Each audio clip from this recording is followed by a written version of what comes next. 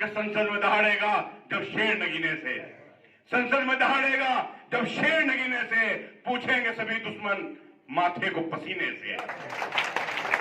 आवाज नगीना की ये खुल के उठाएगा चंद्रशेखर आजाद।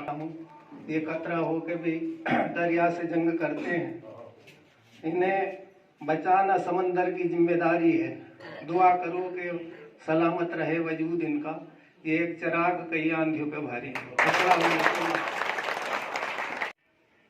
इस खूबसूरत प्रोग्राम के काबिल एहतराम सदर साहब,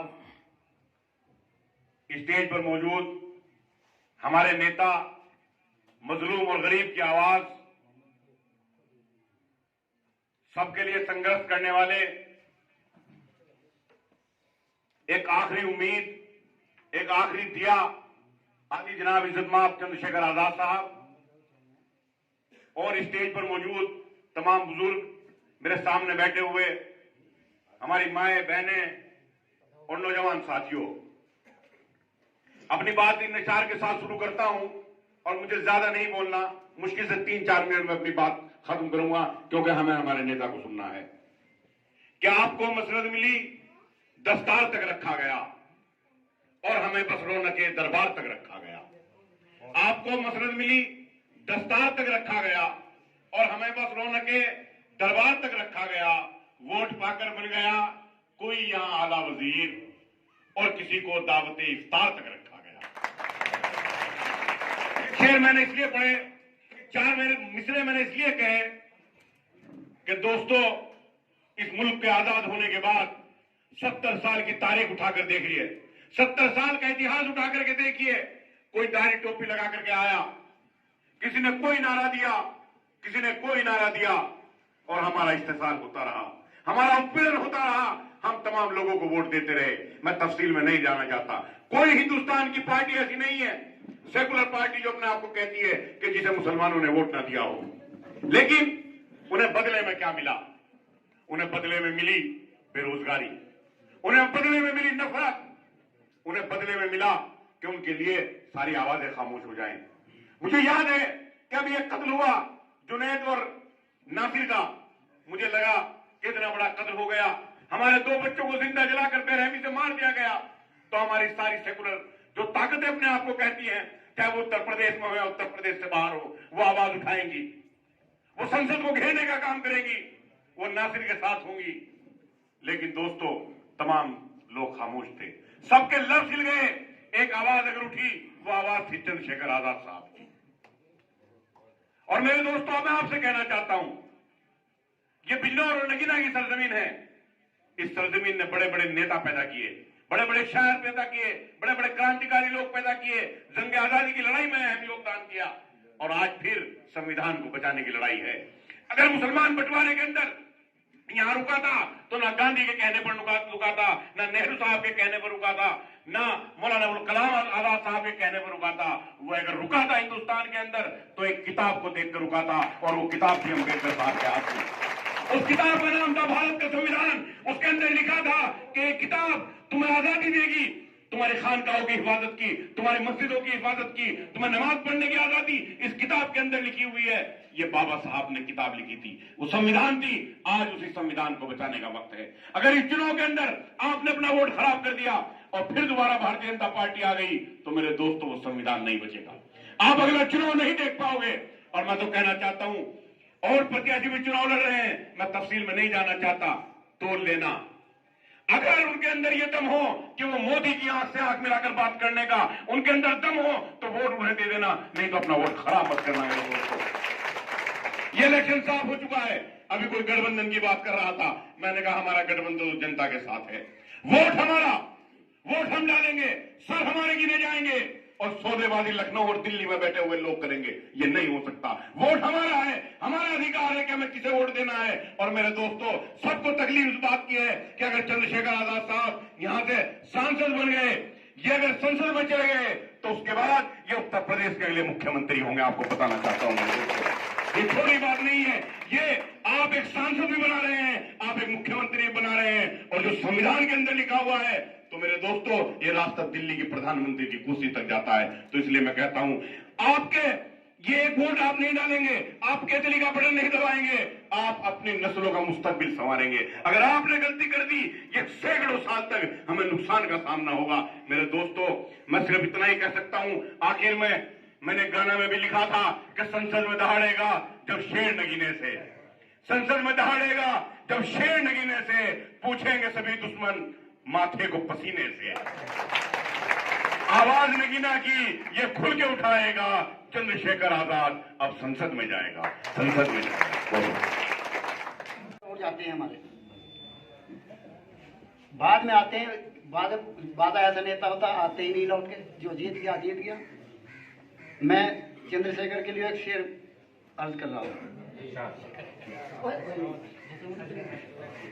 जब हवा चलती है तो पौधे झूम जाते हैं, जब हवा चलती है तो पौधे झूम जाते हैं, और जब नए दोस्त मिलते हैं तो पुराने भूल जाते हैं। बहुत बहुत धन्यवाद कादिर साहब। अब मैं अपने बुजुर्ग मोहम्मद समाजवादी का ठाकरे मुसलमान है ना। अब बेटिया न एक का रहने वाला है, न एक का सहने वाला है, ना कोई उसे जानता है। कौन है? जज साहब। कोई कार्यकर्ता उस जज को जानता है? कोई कार्यकर्ता बतावे उस जज को जानता है? जो मुलायम सिंह के लड़के ने नगीना विधानसभा में भेजा, किसी कार्यकर्ता ने कोई मशवरा नहीं करा, और 3 महीने से 6 महीने से चंद्रशेखर से मशवरा करके और चंद्रशेखर को धोखा दे दिया। एक सीट 80 सीट में से एक सीट चंद्रशेखर ने मांगी थी। क्या मुलायम सिंह का लड़का 80 सीट जीत लेगा? हैं? एक सीट भिखारी के रूप में मांग रहे थे हम लोग कि एक सीट चंद्रशेखर को दे दो। क्या 80 सीटों पे चुनाव लड़ेगा? मुसलमान बिकावा है इसका। बस जज को भेज दिया कि जाओ समाजवादी का और तुम्हें मिल जाएगा, और बस अपना था के बक्सा थाम लिया वहां और यहाँ भेज दिया। मुसलमान को खराब कर दिया अखिलेश यादव ने। कहाँ है तुम्हारा आजम खां? एक बार भी आजम खां को पास नहीं गया, कोई आंदोलन करा, जेल गया। श्रीपाल रामगोपाल बस वहीं अपने कमरे में कूदे और खेल रहे, मौज उड़ा रहे, समझे नहीं? और मुसलमान का नाम ले रखा कि मुसलमान मुझे वोट देगा। ये 5 विधानसभा थी, इन 5 विधानसभाओं में लौंडिया रहे क्या? कोई आदमी नहीं था उसको इसकी जोड़ का जो जज भेजा है। हाँ, अरे कौन जज है? कितने कितने मंत्री बना के भेज दिए, कितने एमएलए बना के भेज दिए हमने। कोई नगीने के लिए कुछ लाया? एक सूत की फैक्ट्री पड़ी है 50 साल से बंद हुई नगीने में, है? उसके लिए तो 1 रुपया लाया नहीं आज तक। और मुलायम सिंह साहब आते थे और बुनकरों का नाम लेते थे कि बुनकरों मैं तुम्हें इस फैक्ट्री को चला के दूंगा। आज तक वो नगीने की फैक्ट्री बंद पड़ी है। भाई मुसलमान को अखिलेश यादव खराब न करे, मुसलमान की मर्जी है। नगीना विधानसभा और नजीबाबाद विधानसभा, धामपुर, ये 5 विधानसभा आती है। उसका एक मेंबर बनाना है हमें, उसे एक मेंबर बनाना है हमें। हमें क्यों खराब कर रहे हैं बार बार मुसलमान का नाम लेके? अरे कोई मुसलमान का कोई वो है क्या? अखिलेश यादव जी हिंदू है, और भी हिंदू है। अरे भाई समाजवादी को कोई वो है क्या चैन? अब चंद्रशेखर आ गए हैं यहाँ, नए दौर के लड़के हैं, बोलने वाले हैं, हौसला है। भाई देखो नगीने विधानसभा के लोगों और नजीबाबाद की विधानसभा के लोगों, तुम्हें कसम है चंद्रशेखर को निकालो। चंद्रशेखर तुम्हारी आवाज बन के 70 साल से मैं मुलायम सिंह के जहन नुमा कर जा। 70 साल की उम्र हो गई। बताओ हमने कहीं मुलायम सिंह से सिवा कहीं वोट दिया आज तक? नहीं देते हम।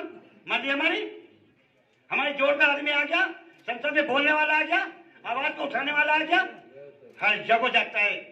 बताओ कहाँ नहीं गया चंद्रशेखर? गली गली पूछो खलियानों से गुजर रहा है, रात दिन इसके पैर सूझ गए हैं। और वो जज भेज दिया। अरे वहीं बैठा और ले ले, दिखे वाला क्या जीतेगा आपके जज? हम भी यही हैं। मुलायम सिंह का लड़का जिता के दिखाए।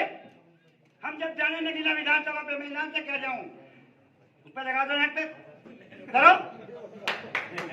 अरे कोई गिरवी है क्या हम हैं? 50 साल हो गए हमें, कोई लगता है नहीं। खून की मील से गोपालपुर तक सड़क जट हो रही, पहले गेट से दूसरे गेट में क्या करनी चाहिए रात में हैं? बताओ, किसने कुछ करा आज तक? चंद्रशेखर आ गया है, मेहनत कर लिया, जमीनी लड़ाई लड़ लिया है, गली कुच्चों में घूम लिया है, घर घर जा लिया है, भैया अपना दांत फैला के वोट मांग लिया। इंशाल्लाह कामयाब होगा, कामयाब होगा। आज खोलो, मुसलमानों बदल दो, विधानसभा के लोगों बदल दो। तुम्हें हाँ इंशाल्लाह बदलेगा, इंशाल्लाह अल्लाह ने चाहा तो। हाँ? हमारे बुजुर्ग की आपने फीलिंग को समझा, वो क्या कहना चाह रहे हैं उनके शब्दों में ही पता था। अब मैं ज्यादा समय न लेते हुए अपने रहबर बड़े भाई एडवोकेट चंद्रशेखर आजाद जी को, जिनके सुनने के लिए आप बेताब थे, वो आमंत्रित करूंगा। बहुत धन्यवाद धर्मेंद्र भाई। यहाँ उपस्थित इस मंच पर इस गांव के और मेरे साथ चल के आए सभी जिम्मेदार लोग और मेरे सामने बैठे इस गांव के और इस क्षेत्र के सभी जिम्मेदार लोगों, जैसा भी हूं आपके सामने हूं। 4 बार माफी मांग लूंगा, लेकिन जब मैं गलत नहीं हूं तो फिर मैं ऊपर वाले डर कह रहा हूं, फिर मुझे कोई रोक नहीं सकता है। मैं अपने किरदार में शामिल किया है। मैं यहाँ आया, मैंने आप सबको सुना, आपका दिल इस बात की गवाही दे रहा है कि यहाँ क्या चल रहा है। मैं यहाँ की नहीं कह रहा हूँ, आप अपने आप बताओ। 10 दिन पहले दिल्ली में कुछ हुआ, सजदा कर रहे, नमाज पढ़ रहे भाइयों को लात मारी गई। वो लात नहीं थी, वो एक आईना था आने वाले कल का, कि जिस तरह से भाजपा के लोग कह रहे हैं कि संविधान बदल देंगे, अगर ये संविधान नहीं रहेगा तो हमारी धार्मिक सामाजिक आजादी भी चली जाए। तो जब वो संविधान को बदलने के लिए लड़ रहे हैं तो हमें भी संविधान को बचाने के लिए लड़ना था। मैं किसी को गलत नहीं कहता, उन्होंने जो किया बहुत